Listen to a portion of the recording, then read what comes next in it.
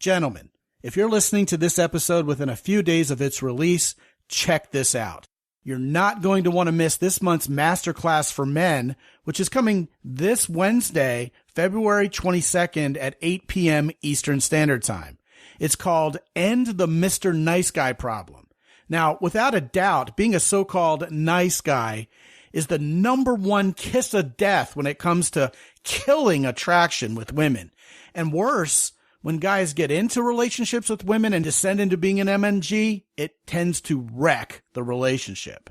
Listen, I've been there myself. I know how frustrating it is to research this issue on the internet, only to be left even more confused.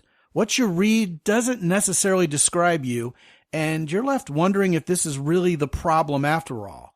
Yet, the constant stream of evidence in daily life indeed confirms our suspicions, doesn't it? We don't feel respected enough at work or in our social circle. Other alpha guys get all the breaks. And worst of all, the women we genuinely desire friend zone us, maybe even if she's our wife. Ugh. So for this masterclass, I've finally sorted out the real truth, discovered where all the confusion and frustration comes from, figured out how to explain it all meaningfully, and devised an effective plan that really works. So if you just haven't been able to shake being Mr. Nice Guy yet, and you're really just sick of it, well, this masterclass is the game changer you've always looked forward to. Tickets will go fast, so reserve yours at mountaintoppodcast.com/masterclass. It'll be the first one listed near the top of the page. I'll see you on Wednesday night, and my guarantee to you is we'll finally get this handled.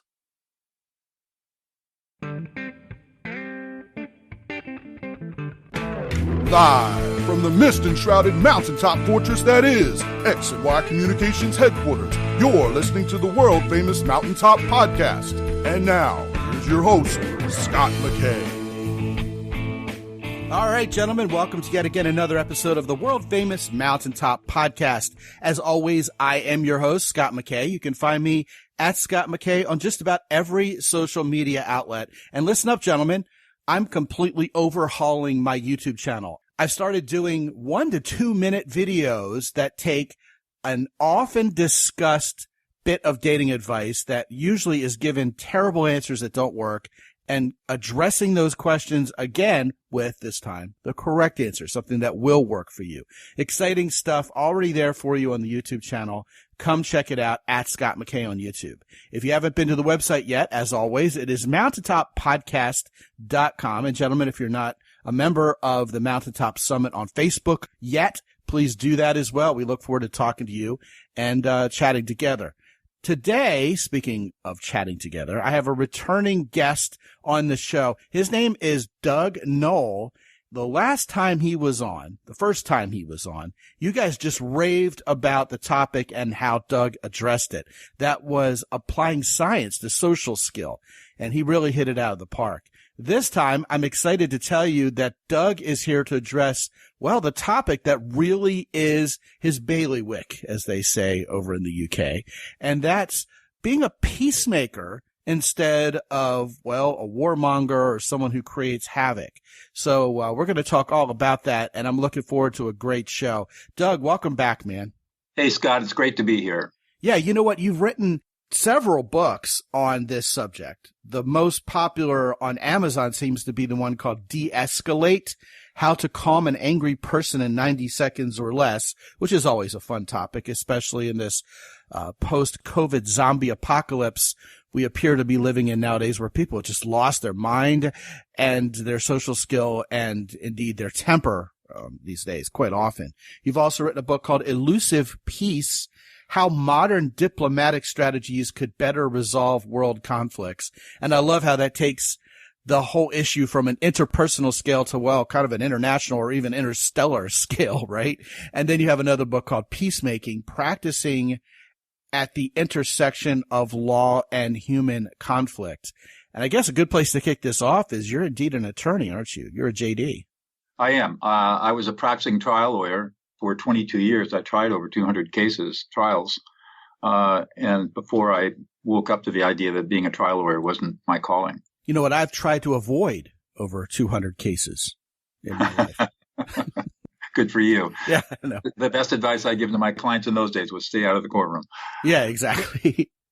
Yeah, I mean, as a guy who has been through a pretty rough divorce and a coach to others who, even as we speak, are going through the same thing, man, for sure, just avoid court if you can.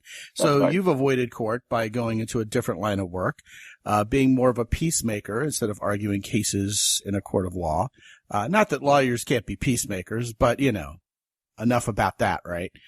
Talk to me about how you got interested in this particular subject enough to really make it a huge part of your life's work, Doug. So it's an interesting story, Scott. I started practicing law in 1977. Actually, I started practicing in private practice in 78. I clerked for a year after I graduated from law school for a judge, and then went into private practice.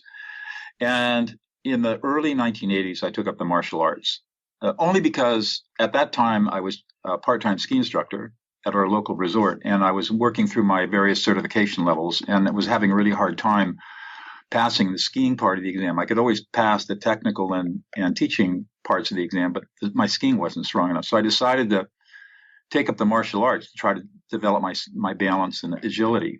And I was really bad at it for a long time, and then I got really good at it, and eventually was awarded my second-degree black belt in a northern Chinese animal style of Kung Fu. And our motto was, we break bones, not boards. Extremely violent street fighting. Now, see, every time I hear the term animal style, I think of In-N-Out Burger. Yeah. I can't help it. Yeah. Well, it just describes where your center of mass is. So each level is a different. So you start with a bear, and then you go to tiger, and then you go to mongoose, and it's where each animal has a different way of fighting with its center of mass. And so you learn how to move your center of mass in different ways. Anyways, got my second degree. Then my teacher told me, I want you to go learn Tai Chi. So I started studying Tai Chi, which turns out to be the oldest of all martial arts. Every martial art in the world is based on Tai Chi, and Tai Chi is itself an extremely vicious and deadly martial art. You wouldn't think that watching people do the katas, but when you study it as a martial art, you just sort of get a gog at how powerful it is. Well, Tai Chi has two really interesting paradoxes. The first is the softer you are, the stronger you are. And the second paradox is the more vulnerable you are, the more powerful you are. Soft to be strong, vulnerable to be powerful. Well, that flies in the face of everything guys are taught nowadays about how to be macho. But when you learn to be soft to be strong, vulnerable to be powerful, you have equipped yourself, and I equipped myself, with more power than I could possibly conceive of. Okay, so talk to me in practical terms about what that looks like in the real world to be that guy. Okay, so if we're going to just apply this in non-martial settings, settings where you don't have to defend yourself.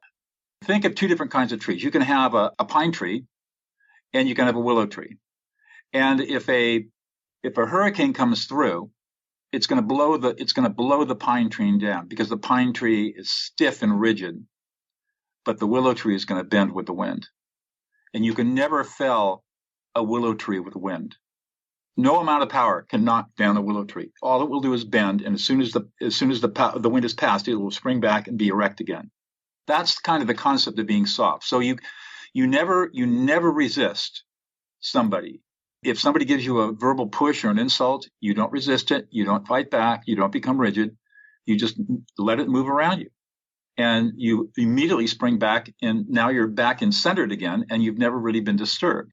Well, it sounds like maybe something might have been lost in translation between whatever the native tongue was that spoke those words and the English rendering is soft. That sounds almost more like agile or supple, like I'm more cat-like instead of kind of being so stiff. The example that comes to mind is how when people are in traffic accidents, at the hands of a drunk driver specifically, it's often the drunk driver, him or herself, who is the least injured because they were the one who were most relaxed, whereas the person in the other vehicle, unfortunately, were tensed up, so there are more broken bones and more injuries. Right. Kind of along those lines, sort of? Kind of along those lines, but it truly is. When you practice Tai Chi, one of the practices in Tai Chi is a thing called push hands, where you use your center of mass and you're trying to push the other person. You're trying to move with them. It's a very sophisticated form of training. But the secret is you cannot do push hands successfully unless you're totally soft. You've got to be completely relaxed. When somebody pushes on you, it's like they push all the way into your chest cavity and you collapse around the hand and around the force and you absorb the energy and send it down through your legs into the ground. Okay, and I get it. Only do that if you're soft. If you're hard, you're going to get pushed over. Well, it's also not unlike the secret to being really excellent at just about any sport that involves coordination. If you ham fist this thing take a rigid approach to it, your golf swing is going to be worse. Your baseball swing is going to be worse. Your ability to road race a motorcycle or drive a Formula One car is going to be much less effective. Whereas if you're smooth and you flow and you kind of just feel where the sweet spot is, you're going to be a much better, more effective athlete. Right. Yeah, just about anything. Right. Yeah. That's exactly correct. And but you literally do have to be physically soft when you are engaging in Tai Chi if you want the power of the Chi to flow through you, which is a whole nother topic. So we've got softness. Then we have vulnerability. Vulnerability to be powerful. The key to being vulnerable is to allow yourself to experience the power of your adversary in Tai Chi. So if you are trying to be invulnerable, again, it's a stiffening. It's like you're putting up a wall, and walls can be broken down. And if we're hiding behind that wall and haven't developed the skill of vulnerability, if anybody gets behind that wall, we become really anxious and even frightened. And many, many, many people experience this with their emotions, where they build up this wall of invulnerability, of not being available, of being stoic, not letting you see you sweat, all those kinds of metaphors and descriptions. The problem is that if the wall gets knocked down, you are completely defenseless. And so what we learn in Tai Chi as we practice is how to be completely defenseless in order to be powerful. Because when you have nothing to be afraid of, then when an attacker comes at you, you melt away. Well, fear paralyzes people and stiffens them up. That's right. Exactly. So when you learn to be comfortable with vulnerability, you take away the fear, and then you have utter confidence. It's just amazing how wise some of these other cultures are compared to us over here. We think we know it all in Western culture, and we're so wrong-headed and indeed aimed in the wrong direction so many times, aren't we? Yeah, I mean, we can, of course, criticize any culture. The Asian cultures certainly have their problems too. But you're right. I think the better way to look at it is to say that there's wisdom conveyed from other cultures that can really help us a lot in our Western culture without throwing away, Western values that are important to us. Oh, for sure. I guess what comes to mind for me in light of just about everything you said, bringing it back full circle to our topic du jour, is a lot of guys nowadays are really bristling at this idea of being branded toxic simply because they're male and would like to behave in a masculine manner. I mean, nobody wants to talk about the virtue of masculinity, except for us around here, of course, and a few other outlets here and there scattered about. But a lot of guys nowadays are reacting to that idea of being branded as toxic by embracing it. Saying, well, yeah, screw you. Here's a middle finger to that. I am going to be toxic whether you like it or not. And young men, maybe who lack a little of the life wisdom you're talking about, frankly, embrace this hugely. They follow people they look up to in this regard, when in reality, you know what, Doug? We said it here on the show before. Reacting isn't leading. Proacting is what truly masculine men who are providers and protectors and who are masters of their own environment do.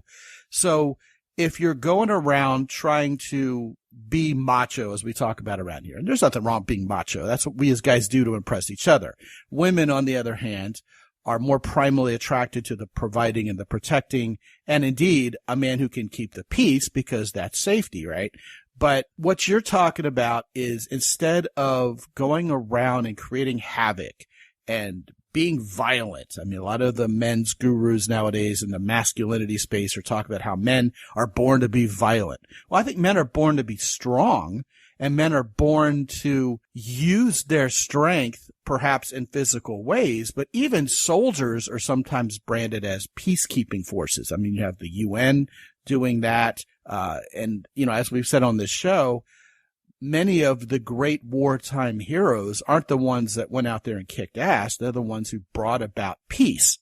So, a sentence that I kind of thought of and wrote down before we started here is, a valid war isn't about the fighting, it's about the peace at the end, which may, in terms of syntax, may sound a little bit like it's not the fall, it's the sudden stop at the end.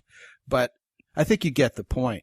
Talk to me about this idea of peacemaking as a higher evolution of masculinity, because I'm fascinated by that. Yeah, let me talk about violence, first of all. Humans are not inherently violent. Violence is a learned trait. I don't know if you know this, but for the last 12 years, as co-founder of the Prison of Peace Project, I've been working in maximum security prisons teaching murderers how to be peacemakers. Wow. And this project is now international. We're in 15 California prisons. We're in Connecticut. We're in northern Italy. We have 14 prisons in Greece. We've got startups in Africa and in Scandinavia, and we'll probably see a massive expansion in the next year here in the United States. All these places that are really nice places for you to get on a plane and go visit. Yeah, exactly. Yeah. Fortunately, during the pandemic, we filmed our entire curriculum. So now we're able to deliver our curriculum virtually, which is really cool. But here's the thing that I've learned in working with incarcerated people, both men and women. We started in the largest, most violent women's prison in the world in 2010. Where's that located? The prison is now a men's prison, but it was Valley State Prison for Women in Chowchilla, California. Wow. And just a couple of statistics. We've had over 6,000 of our California students released on parole. Not one of them has reoffended. Not one. Zero recidivism from our students, which is really remarkable. What I've learned in working with this population of extremely violent people, and I worked in the darkest prisons in California, is that they were not born violent. Murderers are not born, they're bred. It's totally environment. And the only way that these violent people learned to survive as children was to be violent. And then they learned that violence is not the answer. Violence is just one way to resolve a conflict. But when we taught them, there are many, many other ways to resolve a conflict non-violently that are even more effective than violence. They flocked to it like ducks to water. They loved it. And that's why the program has been so successful, because we teach a set of skills to these people that teaches them how to be powerful peacemakers in the prison environment. And it works. Well, I guess the twist that you're putting on that is peacemaking is masculine. It actually takes more personal power and wisdom and strength to be a peacemaker than to just go out there and cap each other with a bunch of guns. That's right. Exactly correct. It takes a lot of skill. It takes a lot of courage. One of our favorite sayings is the peacemaker always takes the first blow. And it takes a lot of inner strength to be a powerful peacemaker. We tell our students, our incarcerated students, this is the most difficult calling you will ever face, because you're walking into somebody else's fight and all they want to do is fight, and you're going to help them end that fight and reconcile their relationship. And it is ugly. It's tough. It's heartbreaking. And it's also enormously satisfying. You see all these threads on Facebook, if you follow the men's Facebook groups, about do hard things, which is like the big slogan that the masculine guys like to use nowadays. In other words, go out and chop wood and do Brazilian jiu-jitsu, et cetera, physically difficult tasks. And I've kind of chuckled to myself with the realization that they almost never talk about mental toughness. Right. Or emotionally difficult things to put ourselves through to kind of build our masculine strength. And yet, when I talk to people who really, truly are, and I'm going to use air quotes here, tough guys, like really, like they're not going around pretending, they're not posers, they will talk equally about mental toughness and grit, along with being in physical shape and having the ability to actually do what you got to do with your bare hands. Mm-hmm. So there's a lot of dimension to this ability to be a man who, well, does difficult things. And above all, is a person who creates that sense of safety and security by being a peacemaker, which, voila, attracts women. Right. So it all kind of comes together as a whole package. That's being right. a man like that, right? That's right. You don't have to be a Hulk to be successful in life. People are talking about doing hard things. I mean, I immediately think about that. What I think about is don't run away from your challenges. Do the hard things. Learn how to confront your emotions. Learn about your childhood triggers. Learn how to be emotionally available. Learn how to de-escalate other people. Learn how to read emotions, your own and other people's. Those are hard things because it goes against our culture. When I hear somebody say, do the hard work, that's what I'm thinking about, because that's the way you find happiness and satisfaction and contentment in life. There's no other path other than through those skills. Well, the first thing I think of are all these tough guys I know who, like to go to the gym and pump iron, and then they turn into wussies as soon as they got to go get blood work done. Yeah, well, I'm unimpressed with physical strength. I'm unimpressed with, obviously as a martial artist, I'm not intimidated by anybody. And I'm unimpressed with people who think that physical strength or body size or muscle size or being ripped is by itself an indicator of masculine success. Totally unimpressed with it. There are so many other dimensions that you've talked about. And for me, it's having emotional competency. It's being a strategic thinker, being able to have integrity and loyalty and trust and intimacy.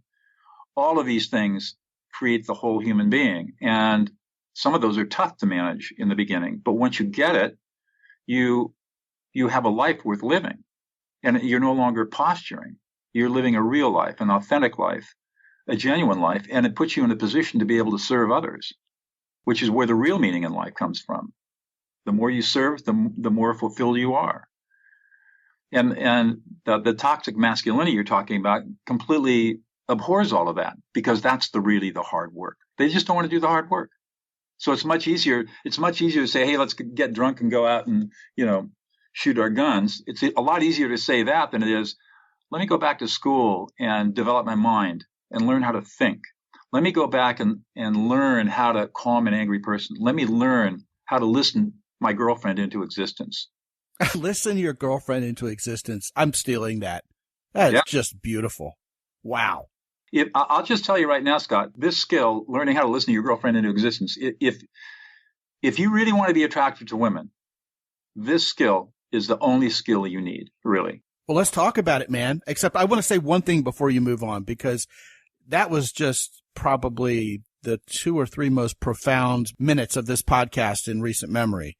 So you also mentioned how guys will kind of run away from truly being strong and even resilient by burying themselves in hard stuff physically.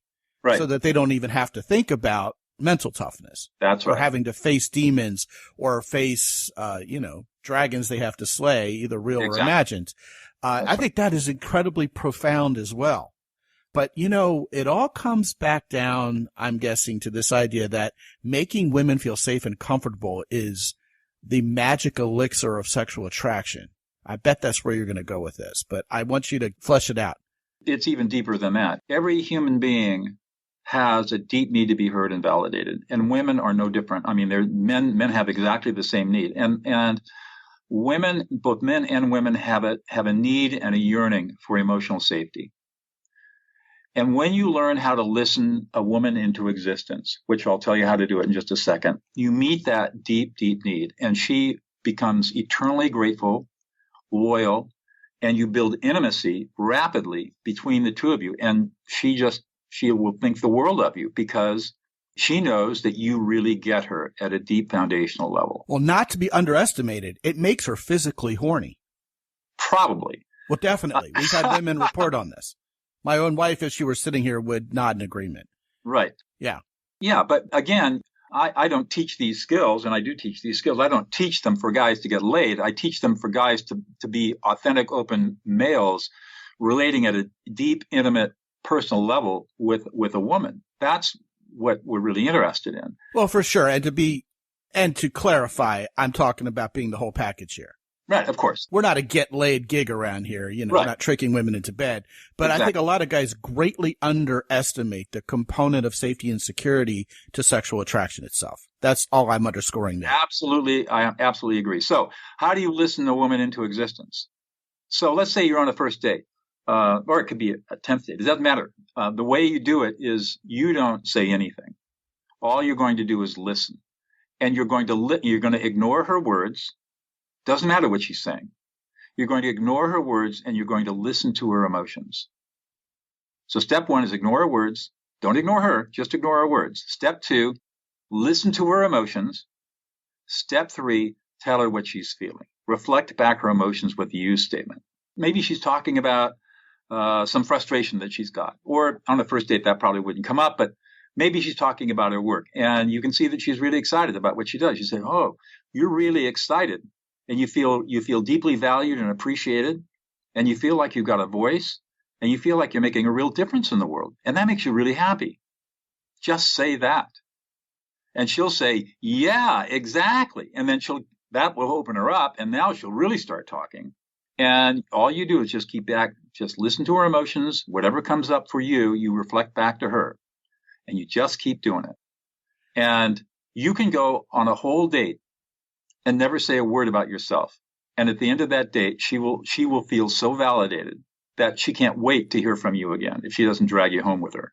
And as per Dale Carnegie, she'll probably say, oh, you're such a wonderful conversationalist. That's exactly right. You said nothing. Yes. I mean, Carnegie had the right idea in making friends and influencing people. He just didn't have the skill sets to do it. What I'm talking about is based on brain science.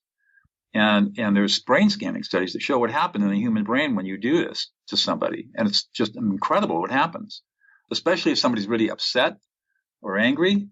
The emotional centers calm down. The prefrontal cortex comes back online, and people calm down instantly from anger. I mean, literally instantly, 90 seconds. It's amazing. It is. It's remarkable. And I know for a fact what you're talking about is devastatingly effective in the best way possible. You know, on the very last master class that I taught at the end of January, the topic was how to get the ultimate girlfriend. And surprise, surprise, the secret sauce there was to be the ultimate boyfriend. Right. You know what I mean? And guys said one after the other, one of the most valuable takeaways from that entire masterclass was the section where I talked about specific things women say to us when they're in relationships with us that men routinely misunderstand because we're thinking like men instead of women. One of them was exactly the one you just cited, which is, I need a man who listens. Why don't you listen to me? Mm-hmm. Because in the male mind, we tend to translate that as, I want you to obey me and do what I say, because that's how the male mind works in black and white. But what she's really saying is, okay, big guy, how are you going to be able to provide and protect and create a safe environment around here if you don't even know what my hopes, dreams, loves, wants, fears, etc. are? If you hear me and you know me and you feel me, right, emotionally, then you will be able to act accordingly in a way that's going to turn me on. And that's one of many examples, by the way, but it's a powerful one because I think if guys could just assimilate what you're talking about and put it into practice, they would revolutionize their relationships with, well, most anybody, but especially grown-ass female human beings, you know? That's right. It was interesting when you talked about how do you find the ultimate girlfriend? When you start engaging in this practice of listing other people into existence, technically it's called affect labeling. When you engage in this practice, you start to learn, after you've been doing it for a while, that most people don't listen. And so, and your criteria for who you want to hang out with changes because you would prefer to hang out with people who really listen and not hang out with people who don't listen. And it turns out that the vast majority of people on the planet don't know how to listen. And so they end up being people you really don't want to hang out with. So the definition of your ultimate girlfriend could very easily change it to a woman who I can listen to, effectively listen to her, listen her into existence, and she can do the same thing for me. Yeah, most people are talking each other into oblivion instead of listening each other into existence, aren't they? That's correct. That's correct. Well, you know, there's a huge premium placed on the ability to be a talker. And, you know, as a podcaster, I've learned that I am running a crappy show unless I listen to what you're talking about and ask the appropriate questions and make the appropriate comments. Because if I'm just trying to craft what I'm going to say next without listening to the point you just made, this show's going to go nowhere and not be cohesive. So that alone is an example. Well, think about how normal conversations go. You know, somebody starts to talk and what's the other person doing? They're not listening. what they're doing is thinking about what are they going to talk about next. Or Exactly. this happens a lot. So maybe somebody says, well, yesterday I took my dog out and we went for a long walk, and boy, it was a beautiful day, and we saw a bunch of wildlife in the forest, and it was gorgeous. And the person responding said, oh yeah, I did exactly the same thing. I love my dog. I love taking her out and walking her. You see, there's no listening going on there. It's all I-centered. Or that's nothing. I did something even better than that 2 days ago. Exactly. Right. And so now we're not listening. We're just talking about ourselves. But we think that is normal conversation. And it may be normal conversation, but it is not listening. So instead, to the person who said, oh, I took my dog out for a long walk in the forest and we saw a bunch of wildlife and it was a beautiful day and an incredible walk and I just really loved every minute of it, you would respond by saying, wow, you're really happy and excited. You got to spend time with the dog that you love so much in a beautiful forest near where you live, and you saw all this wildlife, and it just made your whole day. It's made your whole week, and you're just super excited about it, and you feel deeply blessed that you're able to do this when you want to. I would add there that the power of being curious matters too. So many people just couldn't care less about what isn't directly in front of their eyes. Well, that's true. But curiosity has a certain limitation, and that is when you're wanting to listen a woman into existence, you don't ask questions. Never ask a question. Let them talk about what they want to talk about, because whenever you ask a question, now you're on your agenda. So it's good to be curious, but don't let the curiosity get in the way of the process of listening another person into existence by asking questions. Well, perhaps we're talking about two different social situations, aren't we? Yeah. I mean, if a woman wants us to listen, obviously we're not going to sit there and grill her with 20 questions. Right. But if someone in casual conversation with you is talking about how they went on a nature hike yesterday and saw a bunch of wildlife, far be it from me to believe that it would be a social faux pas to ask them what kind of wildlife they saw, because I'm curious. Or what I would say is say, wow, that sounds really cool. You were really excited to go out walking yesterday. Tell me more. Right, exactly. A very open-ended question. I wouldn't even say, what did you see? I would say, tell me more. What else? What happened? Well, I love wildlife, so I want to know what they saw. So maybe I do have a personal agenda. The point is, yeah, that's the point, is to recognize that when you ask a question, especially if it's specific, it's your agenda. You have something you want to get answered. You want information. It's not about letting the speaker tell his or her story from their frame of reference. And true listening means that we're reflecting back what the speaker is saying and feeling and meaning from the speaker's frame of reference. That's the secret. As a coach, Doug, I hear from both men and women all the time that it's just nice to have someone listen to them. It's just nice to be heard, because there's no venue for that anymore. Everybody's got their own agenda. Everybody's doing their own thing. And part of valid coaching, I've realized, is just being a sounding board for people to express what they need to express in a safe place, and me to give them honest but caring response to that. That's right. I mean, it's unheard of nowadays. That's right. Yeah. That's what I said. People have a deep yearning to be validated and to be heard. And if you can, and the women especially, if you can supply that in spades to women, they will be all over you. They will be all over you. Let me just add this too. Let's suppose whatever work you do, if you use these skills in your business or your profession, or whatever work you do with your coworkers and the people over you and the people under you, you will become the leader that everyone wants to follow. Right, because nobody likes the boss who basically lords it over everybody and acts like a douchebag. Right. Yeah, the truly cool people make everybody around them feel cooler. That's right. Leadership empathy. Wow, fantastic.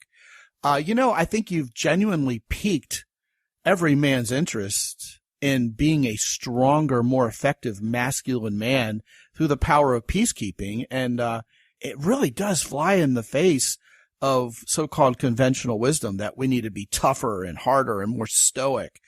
But when you really put it into perspective, as you have on this show, Doug, all that seems so silly and, dare I say, immature. You know what I mean? Yeah, and it comes from a mythology, truly a mythology of the American story.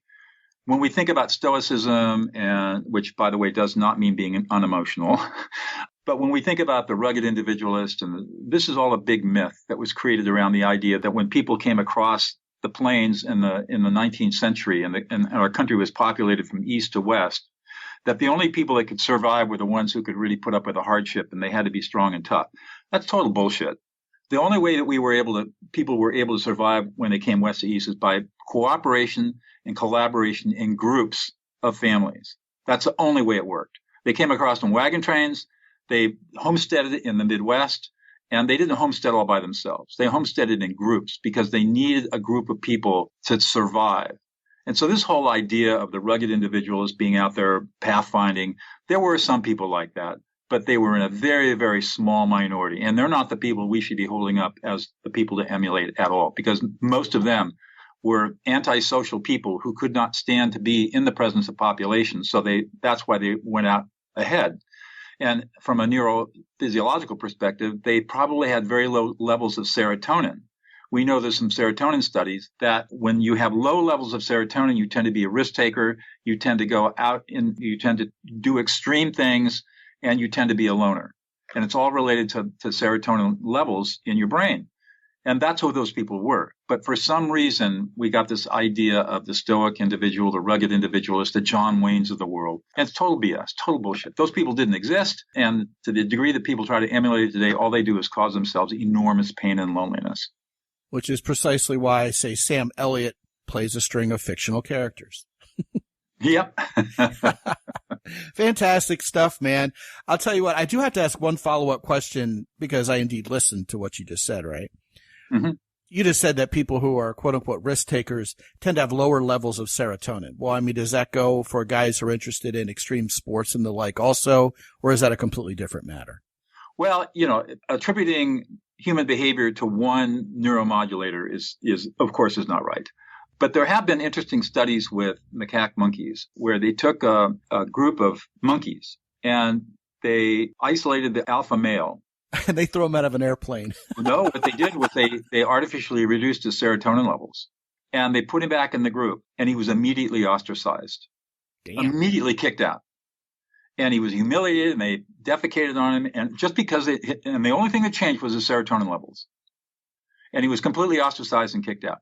Then they took the poor guy and reboosted his serotonin levels, and within 24 hours, he was the alpha male again. That's just crazy.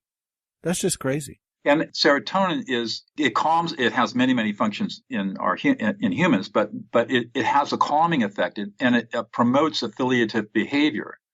Another really interesting study, this is by my friend Paul Zak, who teaches at the Claremont Graduate School, involves the oxytocin. He and the people he worked with on this study were the first people to demonstrate that neurochemicals affect decision-making, especially in economic decision-making. And what they showed was that high levels of oxytocin relate to high levels of trust. Low levels of oxytocin, low levels of trust. So the question is, how do you get oxytocin? Well, obviously it's released during orgasm. It's released during breastfeeding, but it's also released by touching, like shaking hands, and it's released when we have meals together. So why do we have cultures where shaking hands and hugging and sitting down and having a meal for many hours before you get into business negotiations, why is that a common practice? Well, because people just felt, they didn't know the science behind this, but it was just obvious that they were building up their oxytocin levels and building their trust levels between them so that they could enter into significant and successful negotiations with each other. That's why in the Middle East, for example, and in many Asian countries, you always eat for a long time and talk before you negotiate, because you got to give time for the oxytocin levels to rise to create trust. Yeah, I think a lot of us in the dating and relationship world kind of pigeonhole oxytocin into the role of being the cuddle hormone, of course. Right. But you just shed a lot more light on that. Oxytocin has many, many more subtle roles in human behavior than we possibly imagine, and one of them being trust. So, and, going on your theme of safety and security with women, obviously trust plays a huge role in that.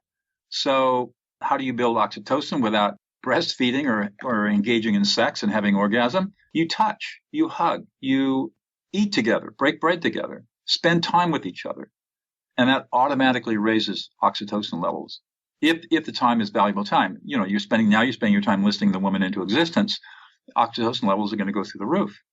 Well, years ago, I wrote an entire book on cooking for your date, and I called it the nuclear weapon of sexual attraction. And, in my limited scope, of imagination and experience and scientific study, I basically assigned that cause, effect, relationship to the fact that you're breaking bread together, you're building intimacy, you're serving her, doing something for her, and that when humans eat together, they tend to bond together and tend to like each other. Right. But you just added an entirely scientific dimension to it, which I find fascinating. Right. I mean, yeah. Scott, there's nothing that I do that isn't empirically validated.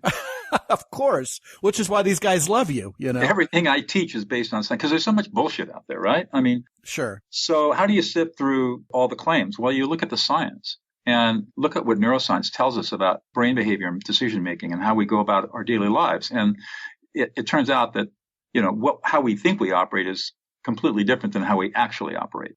And when we understand how we actually operate, we can conform our behaviors systematically to have a happier, more contented, more fulfilled life with ourselves and with a partner. Now, you brought up the word negotiation a couple times, and I can't help but think of that as a very marketable skill as a masculine man and definitely a way to increase one's personal power. Instead of just trying to take what you can from someone else, as Stephen Covey once famously said, think win-win, you know. Oh, I hate that term. You don't like it? I hate it. All right, talk to me about negotiation. Okay, so yes, I totally agree with you that being a good negotiator is critical. And most people don't know they don't know spit about negotiation. There are two kinds of negotiation. One is called distributive negotiation. The other is called integrative negotiation. Distributive negotiation is what we think of when we go to a used car lot and buying a car, where we're going to haggle over the price. And, you know, people make concessions back and forth and offers and counter offers. And finally, you agree on a price and you pay the guy and you drive off with the car. That's called distributive negotiation. And it's very effective in transactional situations because it's efficient. But in personal relationships, distributive negotiation is more often than not destructive of relationships because somebody has to make a concession. And if values are important or ideas are important or identity is important, we just can't negotiate and concede on those issues. So that's where we learn how to do integrative negotiation. And in integrative negotiation, what we're trying to do is find out what all the underlying interests, needs, desires, and goals of both parties are. So there's a process for finding out what they are, listing them, writing down on a piece of paper, and then coming and brainstorming ways of satisfying all of those needs so that, in effect, nobody has to concede everything. In my negotiations, I tell people, if you're making concessions, you're making a big mistake. When I'm meeting relationship disputes, I said, don't concede anything. We're gonna find out what you need. We're going to find out what the other side needs, and we're going to figure out how to satisfy all of those needs. And if we do, the conflict will go away. That's a much more sophisticated form of negotiation. And that's what guys need to know how to do when they have to, and you're constantly negotiating in relationships. So knowing how to engage in this interest-based process can give you a huge heads up advantage because not only are you getting your own needs met, but you're satisfying the needs of your girlfriend or your partner. Well, you know, in describing, as you coined them, distributed negotiation versus integrative negotiation, right, you basically just described the difference between an intimate relationship and a transactional relationship. Yes, very much right. So. Yeah, and the transactional relationship is shallow and empty by comparison. Right, you know, exactly. He's rich, she's hot. You know, right, let's get married and make babies, I guess, right, and then get divorced in 10 years and do it all over again. Exactly. Whereas the intimacy would be based on something more human, more real, and deeper, I dare say. Right. Well, fantastic. Man, I think we've about covered it. And indeed, my interest is piqued in really working on being a stronger man through being a peacekeeper instead of, a warmonger. Not that I'm much of one anyway. I've always kind of instinctively felt like that was wrongheaded. But man, you came and applied science once again, Doug Noll, as you always do, in a way that really just makes this whole idea not only just accessible to men, but makes it make sense, makes it something we want to accomplish for ourselves. So it's just fantastic.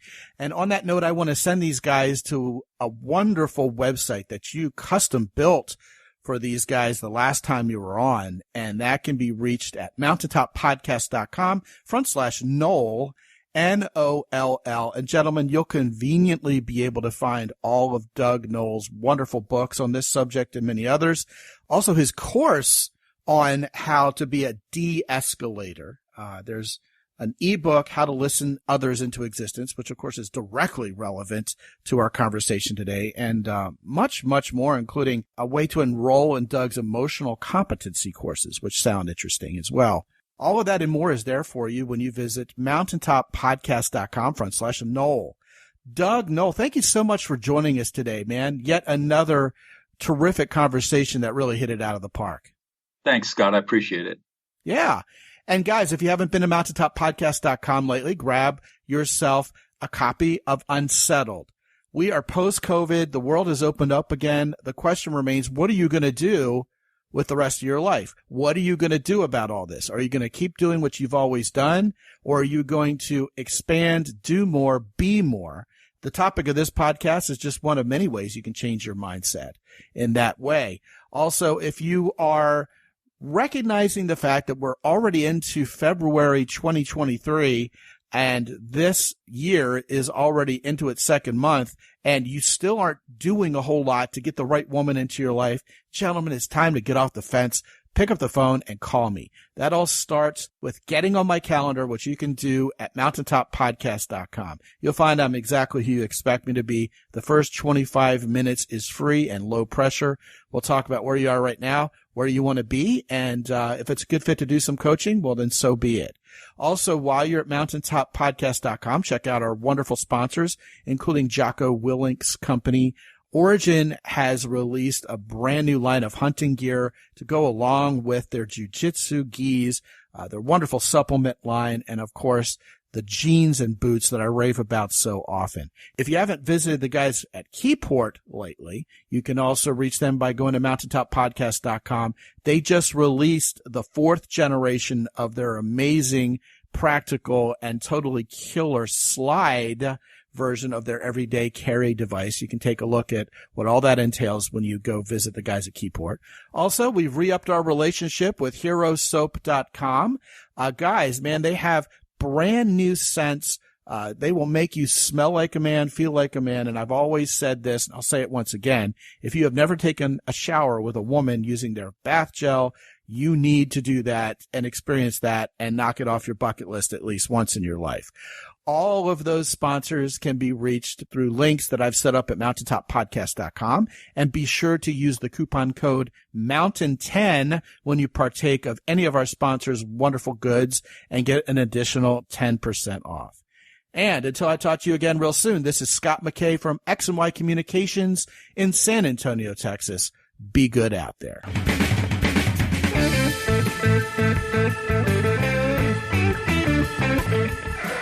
The Mountaintop Podcast is produced by X&Y Communications. All rights reserved worldwide. Be sure to visit www.mountaintoppodcast.com for show notes.